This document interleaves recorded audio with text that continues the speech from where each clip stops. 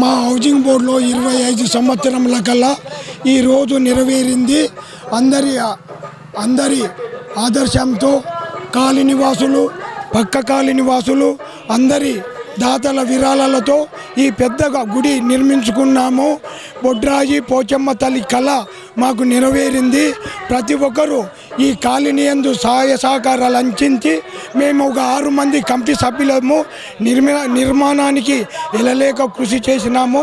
మేము ఒక సేవకుల మాత్రమే పనిచేసినాము. దీనికి గవర్నమెంట్ నుంచి ఫండ్ కూడా ఆశిస్తాము. మరియు గతంలో మాకు కొద్దిగా ఫండ్ వచ్చింది.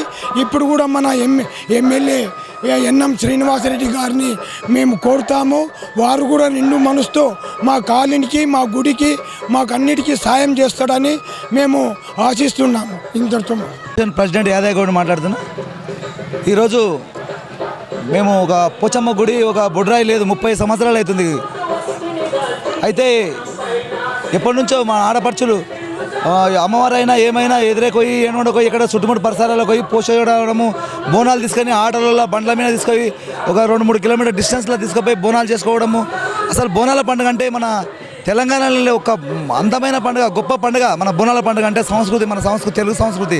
అట్లాంటి పండుగ మన హౌసింగ్ బోర్డులో లేకపోయింది. ఇన్ని రోజులకి వెళ్ళి దాదాపు ఈ హౌసింగ్ బోర్డు కలిపి చుట్టుముట్టు ప్రాంతాలు కలిపి ఒక 2000 ఇండ్లు ఉంటాయి. దగ్గర 4-5 వేల మంది నివసిస్తున్నారు.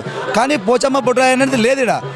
అయితే ఇప్పుడు మేము అందరం అనుకొని ఒక మీటింగ్ ఏర్పాటు చేసుకొని, పెద్ద మనుషులం అందరం కలుసుకొని మీటింగ్ ఏర్పాటు చేసుకొని ఒక కమిటీ వేసుకొని ఓ 2 years అవుతుంది మేము గుడి స్టార్ట్ చేసి. అందరు దాతలందరినీ సేకరించి హౌసింగ్ బోర్డు కానీ చుట్టుముట్టు పరిసరాల ప్రాంతాలు కానీ ఎదురేలా కానీ దాతలను వచ్చిన డబ్బులతో స్వీకరించి అదొక గుడిని, అందమైన గుడిని కట్టడం జరిగింది. ఆ గుడి కట్టడం వలన పబ్లిక్ చాలా జనాలు, ఆడోళ్ళు కానీ మొగళ్ళు కానీ అందరూ చాలా అసలు ఎంత హర్షం వ్యక్తం చేస్తున్నా అంటే అట్లా. మాకు ఇప్పుడు నిన్న శ్రీనివాస్ గౌడ్ రావడం జరిగింది, మాజీ మంత్రి. ఆయన కూడా చాలా హ్యాపీగా ఫీల్ అయ్యాడు. ఇప్పుడు మన ఎన్నమన్న కూడా వస్తున్నాడు.